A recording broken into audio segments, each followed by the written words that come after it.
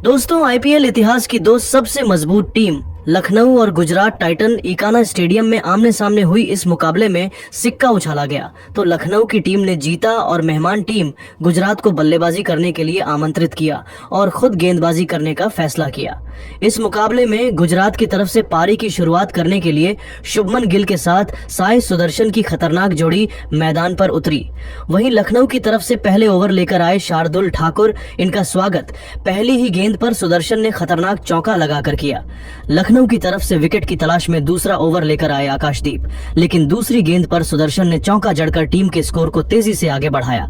वहीं चौथी गेंद पर शुभमन गिल ने करारा प्रहार करते हुए चौका जड़ दिया और अपने टीम को 2 ओवर में ही 9-11 रनों तक पहुंचा दिया। लखनऊ की तरफ से एक बार फिर विकेट की तलाश में तीसरा ओवर लेकर आए शार्दुल ठाकुर बेहतरीन गेंदबाजी कर रहे थे, लेकिन 5वीं गेंद पर गिल ने प्रकारक प्रहार करते हुए चौका जड़कर इनका स्वागत किया और अपने टीम को 3 ओवर में ही 26 रनों तक पहुंचा दिया।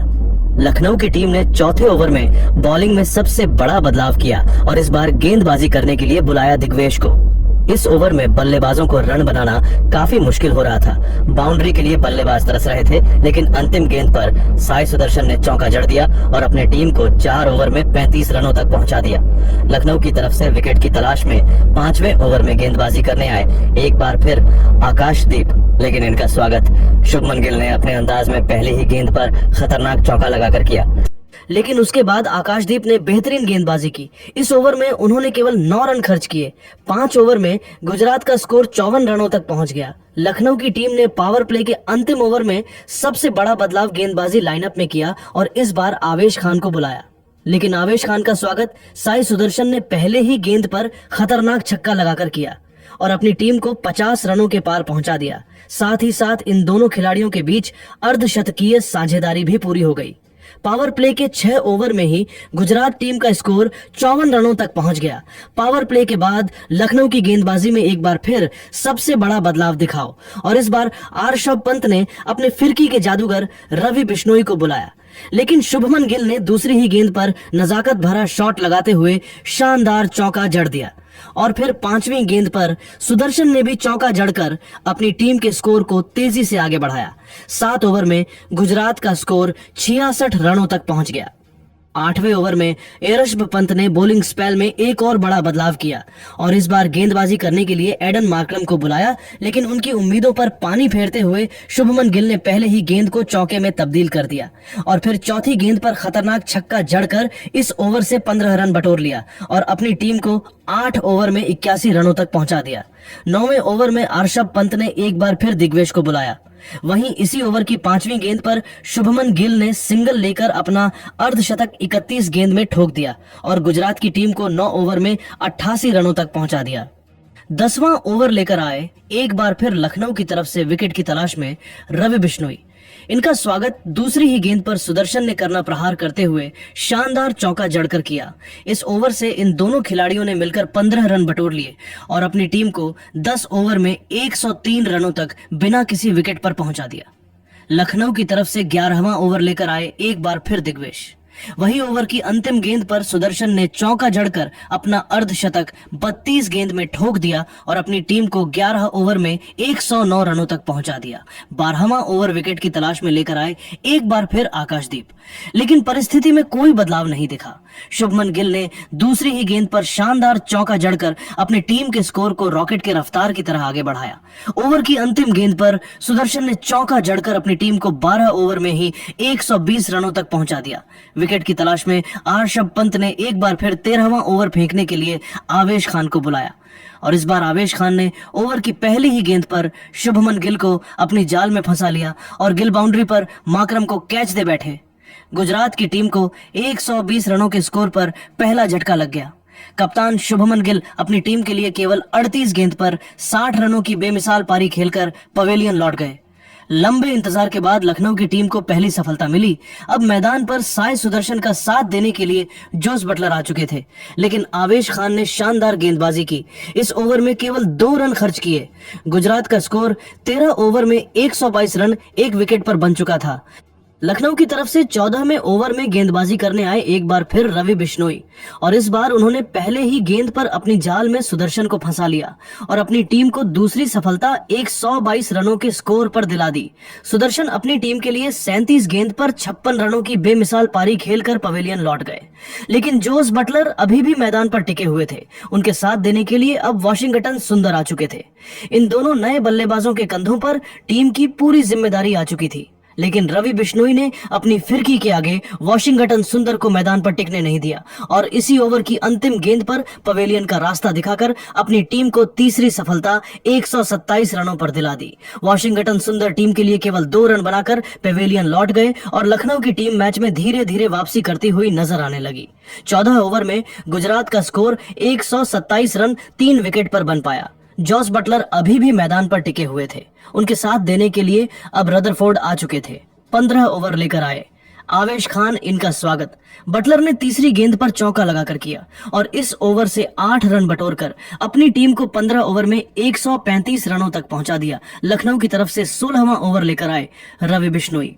इस ओवर में उन्होंने शानदार गेंदबाजी की और बल्लेबाजों को खूब परेशान किया। केवल चरण खर्च किए 16 ओवर में गुजरात का स्कोर 139 रन बन पाया। लखनऊ की तरफ से 17वां ओवर लेकर आए विकेट की तलाश में एक बार फिर दिग्वेश, लेकिन इनका स्वागत तीसरी गेंद पर जोस बटलर ने शानदार चौका लगाकर किया। लेकिन उसके बाद अगली ही गेंद पर दिग्वेश ने बटलर को पवेलियन का रास्ता दिखाकर अपनी टीम को चौथी सफलता 145 रनों पर दिला दी। जॉस बटलर अपनी टीम के लिए केवल 14 गेंद पर 16 रन बनाकर पेवेलियन लौट गए। अब मैदान पर रदरफोर्ड का साथ देने के लिए शाहरुख खान आ चुके थे। इन दोनों ने मिलकर टीम के स्कोर को 17 ओवर में 147 रनों तक पहुंचाया।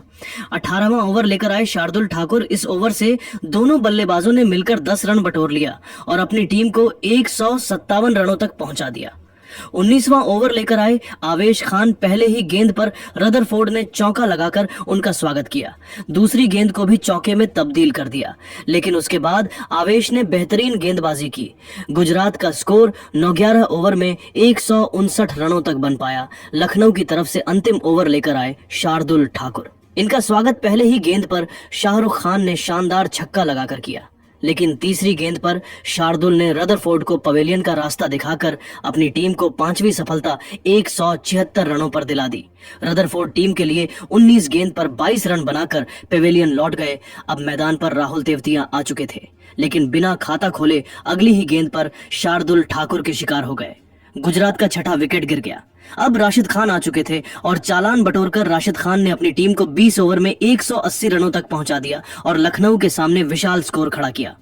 गुजरात के द्वारा दिए गए लक्ष्य का पीछा करने उतरी लखनऊ की टीम ऋषभ पंत के साथ एडन माकरम। वही गुजरात की तरफ से पहले ओवर लेकर आए मोहम्मद सिराज शानदार गेंदबाजी कर रहे थे, लेकिन ओवर की अंतिम गेंद पर एडन माकरम ने चौका जड़कर अपनी टीम को पहले ओवर में ही 6 रनों तक पहुंचा दिया। दूसरे ओवर में गेंदबाजी करने आए अरशद खान और शानदार गेंदबाजी का नजारा दिखाए, बल्लेबाजों को खूब परेशान किया और इस ओवर में उन्होंने केवल 2 रन खर्च किए। 2 बार में लखनऊ का स्कोर बड़े ही मुश्किल से 8 रनों तक पहुंच पाया। तीसरा ओवर लेकर आए एक बार फिर मोहम्मद सिराज, लेकिन इस ओवर में उनकी जमकर कुटाई हो गई पहले और तीसरी गेंद को एडन माकरम ने चौके में तब्दील कर दिया और फिर 5वीं गेंद पर खुद सिराज ने बड़ी गलती की और वाइड फेंक दिया। उस पर 4 रन एक्स्ट्रा और मिल गए। फिर 5वीं गेंद पर ऋषभ पंत ने चौका जड़कर इस ओवर से 20 रन बटोरी और अपनी टीम को 3 ओवर में 28 रनों तक पहुंचा दिया। लखनऊ की शुरुआत बेहद शानदार हो चुकी थी। चौथा ओवर लेकर आए एक बार फिर अरशद खान। इस बार तीसरी गेंद पर एडन माकरम ने चौका जड़कर इनका स्वागत किया और फिर अर्श पंत ने 5वीं गेंद को चौके में तब्दील कर उनकी जमकर खुदाई कर दी और अपने टीम को 4 ओवर में ही 37 रनों तक पहुंचा दिया। 5वीं और मेन गुजरात में बॉलिंग में सबसे बड़ा बदलाव किया और प्रसिद्ध कृष्ण को बुलाया, लेकिन इनका स्वागत एडन माकरम ने पहले ही गेंद पर खतरनाक छक्का लगाकर किया और फिर तीसरी गेंद को चौके में तब्दील कर दिया और अपनी टीम को इन दोनों बल्लेबाजों ने मिलकर 5 ओवर में ही 49 रनों तक पहुंचा दिया। पावर प्ले के अंतिम ओवर में गुजरात की टीम ने बॉलिंग में एक बार फिर बड़ा बदलाव किया और गेंदबाजी करने के लिए फिरकी के जादूगर राशिद खान को बुलाया। पहले ही गेंद पर पंत ने सिंगल लेकर अपनी टीम को 50 रनों के पार पहुंचा दिया। वहीं दूसरी गेंद पर एडन माकरम ने चौका जड़ दिया। 5वीं गेंद पर ऋषभ पंत ने भी चौका जड़ा और टीम के स्कोर को तेजी से आगे बढ़ाया और अपनी टीम को पावर प्ले के 6 ओवर में ही 61 रनों तक पहुंचा दिया। पावर प्ले के बाद 7वां ओवर लेकर आए एक बार फिर प्रसिद्ध कृष्णा, लेकिन इनका स्वागत पहले ही गेंद पर ऋषभ पंत ने शानदार चौका लगाकर किया। लेकिन अगली ही गेंद पर प्रसिद्ध कृष्ण ने ऋषभ पंत को पवेलियन का रास्ता दिखाकर अपनी टीम को पहली सफलता 65 रनों के स्कोर पर दिला दी। ऋषभ पंत टीम के लिए 17 गेंद पर केवल 21 रन बनाकर पवेलियन लौट गए, लेकिन एडन मार्करम अभी भी मैदान पर टिके हुए थे। उनके साथ देने के लिए निकोलस पूरन आ चुके थे। इन दोनों ने मिलकर टीम के स्कोर को 7 अक्टूबर में 67 रनों तक पहुंचा दिया। जिस तरह से लखनऊ का स्कोर आगे बढ़ रहा था और गुजरात के गेंदबाज प्रदर्शन कर रहे थे, वह देखकर तो यही लग रहा था कि यह मुकाबला अंतिम ओवर तक जाएगा।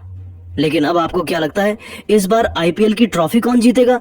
आप खुद नीचे कमेंट करके जरूर बताइए और ऐसी नई नई वीडियो के लिए हमारे चैनल को जरूर सब्सक्राइब करिए। धन्यवाद।